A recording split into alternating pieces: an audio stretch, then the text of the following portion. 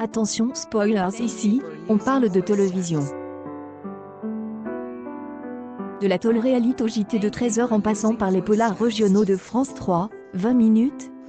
Et, surtout, l'incroyable équipe de rédaction de la rubrique Retro TV, composée d'une personne, scrute tout ce qui passe sur le petit écran.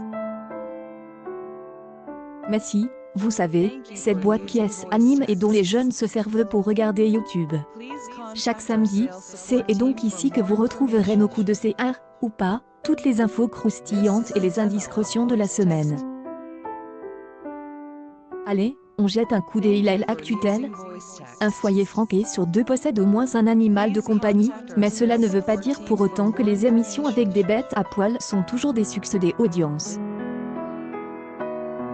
Le dernier programme produit par Christophe Deschavannes pour C8 en est le parfait exemple. Diffuse en prime le samedi 6 et le samedi 13 novembre, les deux numéros de Mon Maître est une célébrité on attire que 170 000 téléspectateurs et téléspectatrices en moyenne, pour une part de marche de 0,8. Face à cet échec, la chaîne a décidé de déprogrammer la suite du divertissement. J34 avant que le Père Noël vienne de poser les cadeaux sous le sapin en attendant l'heure fatidique, les abonnés à la TV des Orange, oui, cette info est excluante pour tous les autres, peuvent se brancher à la chaîne du Père Noël dès ce samedi.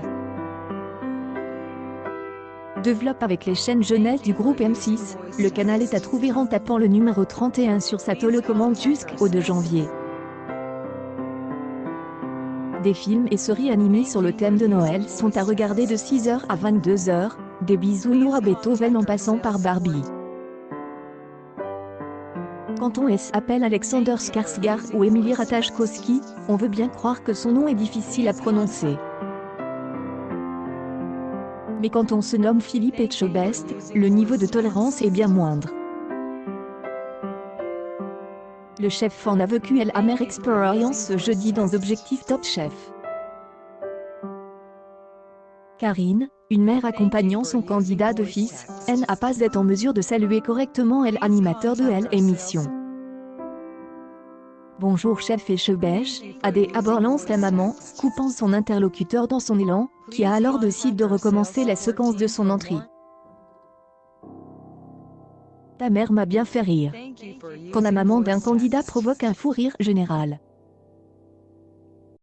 Philippe Etchebest y est reprise à 4 reprises avant d'abandonner l'idée de faire correctement prononcer son nom à Karine. Bonjour Etchebest, a-t-elle carrément sorti dans un excès de désespoir sans prendre le temps de dire chef ou monsieur. La réaction du cadreur, cache derrière son masque et sa caméra, rend la séquence d'autant plus savoureuse. En parlant de chef, celui-ci doit probablement voir son nom moins écorché que celui de son confrère. Cyril Nignakes illustre chaque jeudi en tant que juré du meilleur pâtissier, mais il va prochainement enfiler à nouveau son tablier. À partir du lundi 6 décembre à 18h40, le cuisinier sera aux commandes de Touzon Cuisine spéciale menu de fête. Foie gras pil, vol au vol de volaille, ravioles de langoustine, burger de Noël, bûches aux fruits exotiques seront notamment au menu. Le programme lance lors du premier confinement avait déjà connu une telle déclinaison l'an dernier à la fin du mois de décembre, et avait fédéré 1,7 million de cuistots. Clap de début pour le clap de fin de section de recherche. Le tournage de l'ultime épisode de la série de TF1 a démarré cette semaine dans la région Provence-Alpes-Côte d'Azur. Dans le communiqué de la chaîne, on apprend que certains comédiens et comédiennes ayant quitté la fiction il y a plusieurs années feront leur retour pour cette occasion. Linda Hardy, Claire Linsky dans les saisons 3 et 4, Virginie Cagliari, Mathilde Delmes dans les saisons 1 à 7, et Jean-Pascal Lacoste, Luc Randonnea jusqu'à la saison 8, seront de la partie avant de dire définitivement adieu à section de recherche. Limier appelle à la rescousse. 30 novembre prochain, le directeur de l'information de France Télévisions animera, Au code de l'Islam, le 2e numéro des Élysées 2022 pour un débat des 5 candidats et candidates LR à la veille du Congrès des Républicains. C'est normalement Thomas Soto qui aurait dû être à la place du patron de L-Info, mais, en raison de sa relation amoureuse avec la conseillère en communication du Premier ministre Jean Castex, le journaliste Aide de Bar